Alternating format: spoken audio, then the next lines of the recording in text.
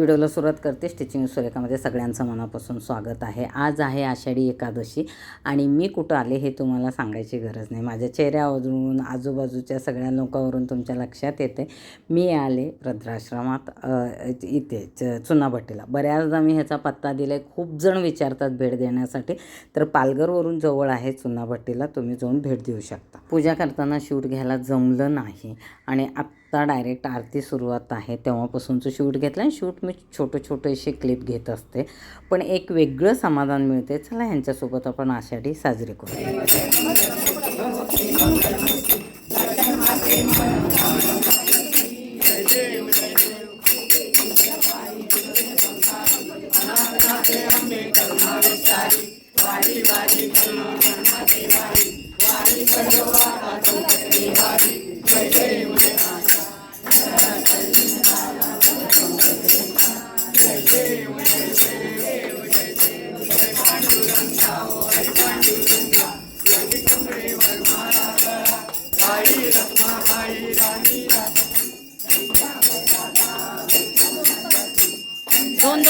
दोघं या.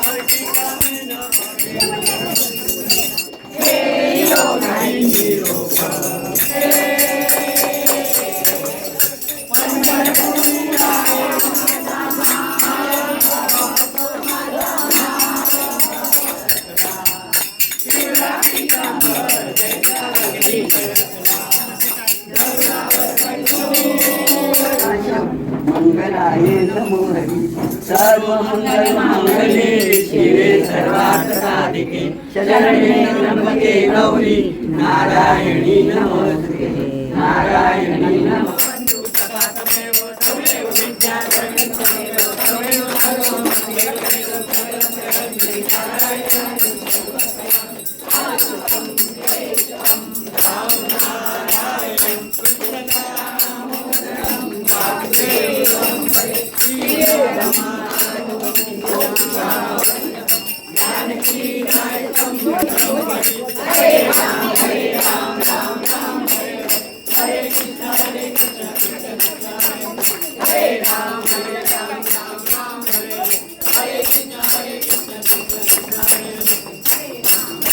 ह्यामध्ये तुम्हाला मेडिकल स्टुडंट दिसले. हे आलेत मुंबईवरून. मी जाईपर्यंत ते आले होते. त्यांचा कॅम्प होता आणि खूप जण भेट द्यायला येतात. एक वेगळं तिथं तुम्हाला समाधान मिळतं आणि काय आहे आयुष्य हे खरंच कळतं. तुम्ही कधीतरी तुम्हाला वेळ मिळाला तर आपल्या आजूबाजूला असे कुठे आश्रम असतील किंवा शाळा असतील तर नक्की भेट द्या आणि त्याच्यात सहभागी होऊन तुमचं योगदान द्या. त्याच्यात समाधान आहे एक.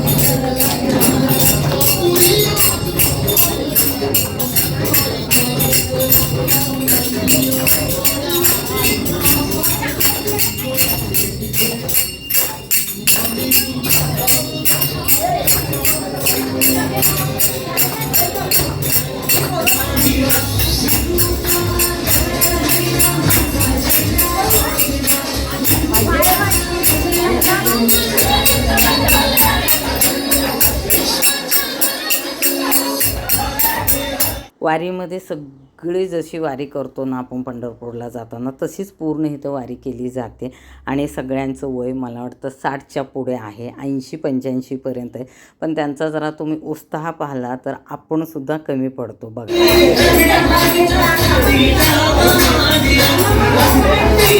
फुगडी खेळताना सगळ्यांची मजा. बऱ्याच जणांना फुगडी खेळता येत नव्हतं पण एकमेकांचं बघून त्यांच्यासोबत सामील होऊन त्या जसं सगळे सण साजरे करतात किंवा सगळे करतात. कोणीही तिथं आश्रमात आला ना तर त्यांच्या सामील होतात सगळ्यामध्ये आणि सगळी गोष्ट विसरून जातात. आयुष्य काय आहे हे तिथं कळतं, शिकायला मिळतं, अनुभवाला मिळतं.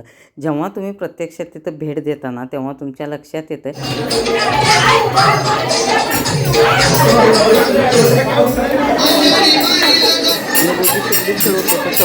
मला बाजूला वृंदावन आहे ना ते घेऊन खूप छान असं ताल धरून त्या नाचत होत्या. ह्याच्यात तुम्ही लक्ष दिलं तर त्यांचं वय पहा तुम्हाला दिसतंय. आणि दुसऱ्या ज्या आहेत त्यांची ती जी तुळस आहे ना ती डोक्यावर पकडली आणि दुसऱ्या त्या मस्त वारीचे जे काही खेळ आहेत ना ते खेळतात. ही मजा वेगळीच आहे यार.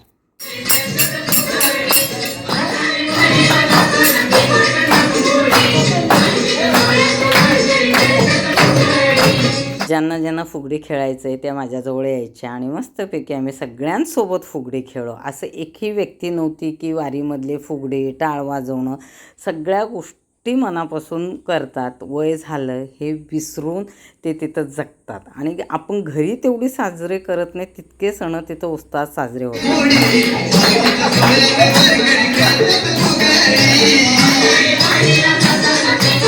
जेव्हा मी स्टेटसला बऱ्याचदा फोटो ठेवते आश्रमाचे तर मला खूप जण विचारतात कुठं आहे, कसं आहे आणि किती छान वातावरण आहे. म्हणजे ते फोटोवरून सुद्धा तुमच्या लक्षात येते.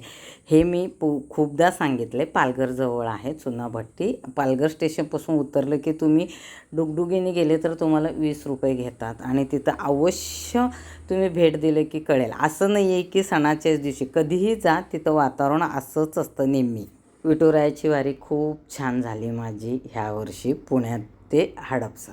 आणि त्याच्यानंतर आषाढी एकादशी गेल्या वर्षीपासून मी आश्रमात जाते आणि ह्या वर्षीही मला जायला मिळालं. आपण खूप प्रयत्न करतो पण बऱ्याच गोष्टी आपल्या हातात नसतात. पण तुम्ही मनापासून इच्छा केली की ती तुम्हाला म्हणजे देव तुमची इच्छा पूर्ण करतो.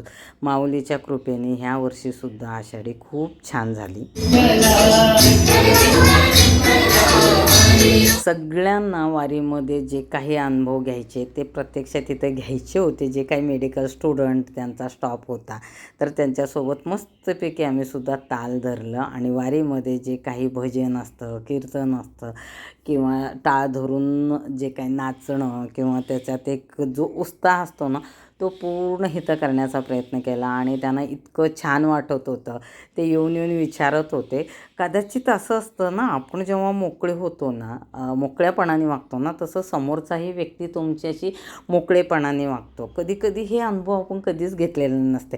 वारीमध्ये फुगडी खेळणं आहे किंवा ताल धरून आपण जे टाळ वाजवतो ते आहे ते इथं तुम्ही प्रत्यक्षात केलं ना तरी होऊन जातं.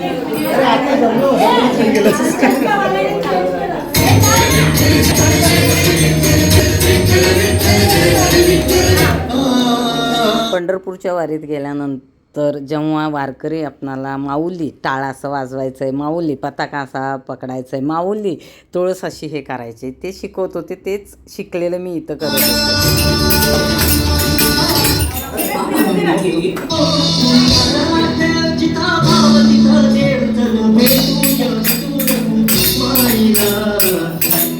बऱ्याचदा आपण मोठ्यांकडून लहानांकडून बऱ्याच गोष्टी शिकतो आपण. तर तुम्ही कुठंही जरा कुठल्याही कार्यक्रमात सामील झाला तर दुसरी व्यक्ती आपल्याकडून काय शिकते आणि आपण त्यांच्याकडून काय शिकू शकतो हे लक्षात ठेवायचं असतं आणि शिकायचं असतं. आयुष्य हेच आहे की किती अडचणी आल्या, किती सुख असेल, किती दुःख असेल तर बऱ्याच गोष्टीच्या तुम्हाला गरज पडते. तेव्हा दुसऱ्यांकडून घेण्याचं जेव्हा आपण प्रयत्न करतो तेव्हा देण्याचंही तितकंच प्रयत्न केलं पाहिजे. फक्त घेणं नसतं. जसं तुम्ही घेता तसं तुम्ही द्यायला शिका. हे वारीमध्ये शिकवतात आणि सांगतात ते कसं तुम्ही काय करताय ते फक्त शिकायचं असतं आपणाला. आश्रमातले सगळे मला काही ना काही दरवेळेस शिकवतात आणि मी शिकते.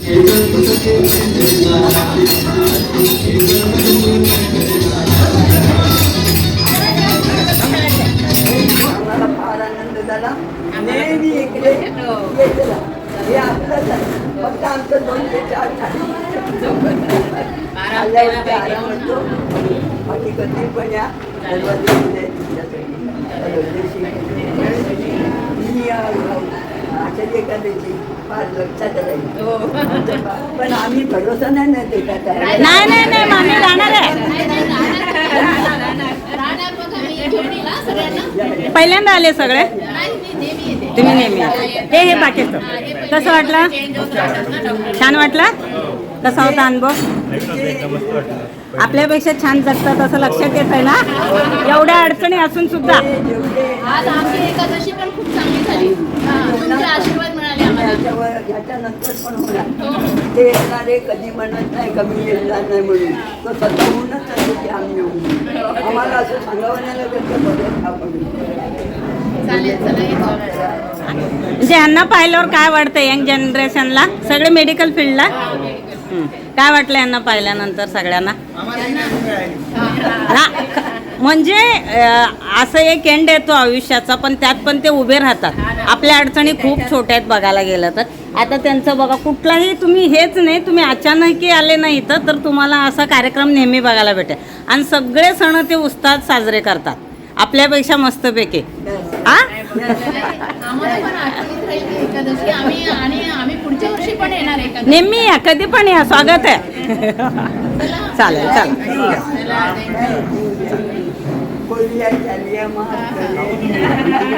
हा, मी अपलोड करेन जेवढं घेतलंय तेवढा. हां हां, तोच आहे. चला. मॅडम लगेच सांगतील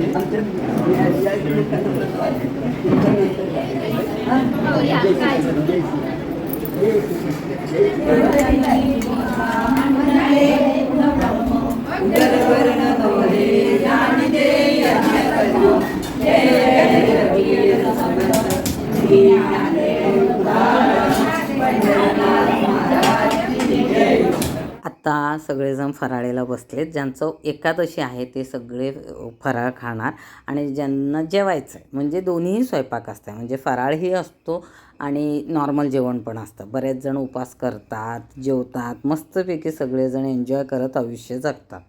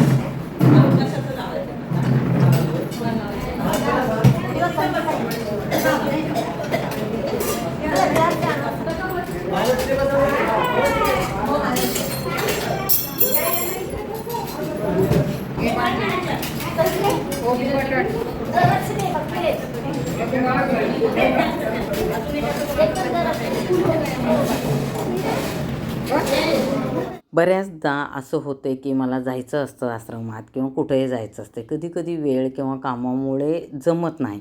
पण जेव्हा मी सगळ्या गोष्टी करून प्रयत्न करते की मला जायचंच आहे तर नक्की त्याच्यासाठी वेळ काढतो. बोलतात ना, आवड असेल तर सवड मिळते. आणि तिथं गेल्यानंतर मी एक जुळली गेले त्या आश्रमासोबत.